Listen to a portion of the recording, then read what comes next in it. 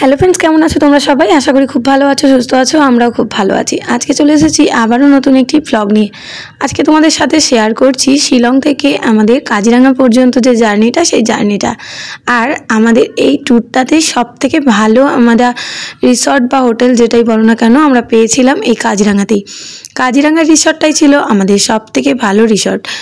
তো কেমন লাগলো সেই রিসর্টটা আর কেমন এই জার্নিটা ছিল সবটাই তোমাদের সাথে শেয়ার করব। দেখো, আমরা সকাল সকাল সকলে মিলে বেরিয়ে পড়েছি আবার এই ট্রাভেলারে করে।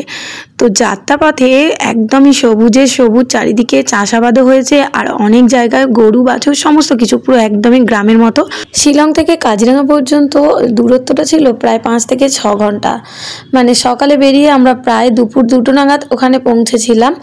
আর এটা হচ্ছে একদমই পাহাড়ি এলাকা থেকে আস্তে আস্তে সমতলের দিকে চলে আসছিলাম। দেখতে বেশ ভালো লাগছিল, যেন মনে হচ্ছিল আমরা পাহাড়ের গা ঘেঁষেই যাচ্ছি। আর এই যে ধারে ধারে রয়েছে দেখো চা বাগান, এই চলেই এসেছি চা বাগানের কাছে। পুরো একদমই মনে হচ্ছে যে হাত বাড়ালেই চা বাগানে ছোঁয়া যাবে। তো যাই হোক, দেখতে দেখতে আমরা অনেকটা রাস্তা অতিক্রম করে ফেলছি আর কিছু বুঝতেও পারছি না।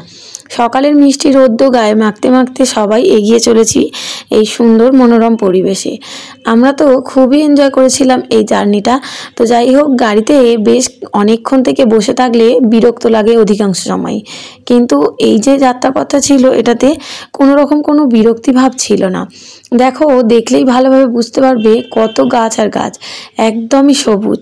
তো সকালে উঠেই যেহেতু মাম্মামকে ঘুম থেকে তুলে রেডি করা হয়েছিল, তো সকাল সকাল ও কিছু একটা কারণে কাঁদতেও শুরু করেছিল। আর তখন আমি ওকে ভোলাচ্ছিলাম আর বলছিলাম যে দেখো, সবাইকে দেখিয়ে দেবো, তোমার ভিডিও করে নেব। এখন কিন্তু বাচ্চারাও বুঝে গেছে যে ভিডিও করে নিলে, সকলকে দেখিয়ে দিলে সবাই হয়তো বলবে যে এ মা বাচ্চাটা কাঁদছে। তো যাই হোক, বাচ্চাদের এইভাবে কিন্তু যদি বলি তখন কিন্তু অনেক বাচ্চাই চুপ করে যায়। তো আমার মামামও ঠিক সেই রকম, ওকেও এইভাবেই বলছিলাম যে তোমার সবাইকে ছবি দেখিয়ে দেবো, সবাইকে দেখিয়ে দেবো মামাম কেমন করে কাঁদছে।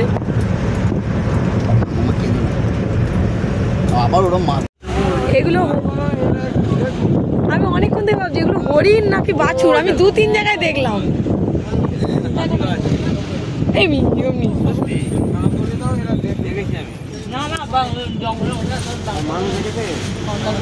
মানু ঘুমাচ্ছে।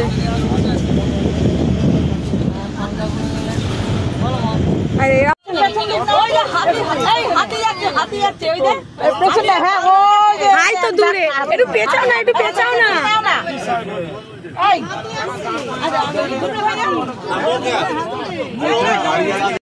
বেশ অনেকটা পথ যেতে যেতে মাঝে পড়লো জঙ্গলটা। আর জঙ্গলে যখনই প্রবেশ করলাম, বিভিন্ন জায়গায় বিভিন্ন রকম পশুর সাইন দিয়ে প্লাকার্ড দেওয়া ছিল রাস্তার ধারে। তো যাই হোক, রাস্তায় কোথাও বা দেওয়া ছিল এই জায়গা দিয়ে পশুরা পারাপার করে এইরকম। আর অনেক জায়গাতেই আমি যেহেতু জানলার ধারে বসেছিলাম বাচ্চা নিয়ে, তো দেখতে পাচ্ছিলাম ছোট ছোট বাছুরের মতো কিছু।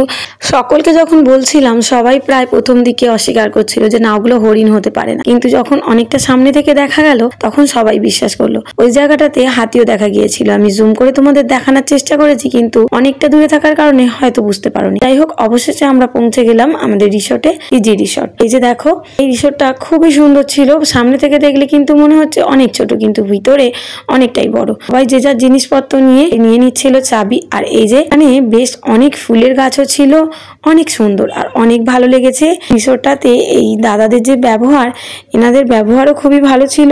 আর এনাদের কাছে অনেক কিছুই জানতে পেরেছি, অসমিয়াদের খাওয়া দাওয়া, তাদের মানে কি, তারা কোনো কিছু বানায় কিভাবে, নানান কিছু। হোটেলটা কিন্তু খুব সুন্দরভাবে সাজানো ছিল, একদমই ওদের সমস্ত কিছু ট্র্যাডিশনাল জিনিস দিয়ে। আর এই মাঝে ছিল একটা ডাইনিং স্পেস। এই জায়গাটাতে সবাই নিজেদের মতো এসে খাওয়া দাওয়া করতে পারছিল। হোটেলে বললে ওখানেও খাবার পাওয়া যাচ্ছিল, কিন্তু আমরা যেহেতু গ্রুপে এসেছিলাম, এই গ্রুপেরই খাওয়া দাওয়া। আর যাই হোক, ওপরে আমরা থাকছিলাম সবাই। আর এখানে রয়েছিল একটা দালানের মতো বড় জায়গা, যার 3 দিকেই ছিল সবার থাকার ঘরের গেট। সবাই গেট থেকে বাইরে বেরোলেই একে অপরকে দেখতে পারছিল। রুমগুলো কিন্তু খুবই সুন্দর ছিল। আর এই যে ওপরে ছিল বারান্দা, একদমই দেখো বারান্দা খুবই সুন্দর, মাঝে ঝাড়বাতিও দেওয়া ছিল। এই হচ্ছে আমাদের রুমটাতে একটা আলনা ছিল, টিভি ছিল, খাট ছিল আর অ্যাটাচ বাথরুম ছিল। খুবই সুন্দর ছিল রুমটা। তো যাই হোক, খুবই ভালো লেগেছে। আর এখানে একটা বাইরের দিকে দোলনাও ছিল, যেটাতে কিন্তু আমার মাম্মাম রাত্রিরেও চলে এসেছিল দোল খাওয়ার জন্য। আজকে এই পর্যন্ত, দেখা হচ্ছে পরবর্তী ভিডিও নিয়ে খুব তাড়াতাড়ি। সোনাই কি করছো? দোলনায় দুলছো? তুমি কার কাছে দোলনায় দুলছো? বাবার কাছে। আর এইটাকে, এই যে আর বেবি, জানি না ওটা ঠাম্মি। হুম একটা ঠাম্মি। একটা ঠাম্মি। আচ্ছা।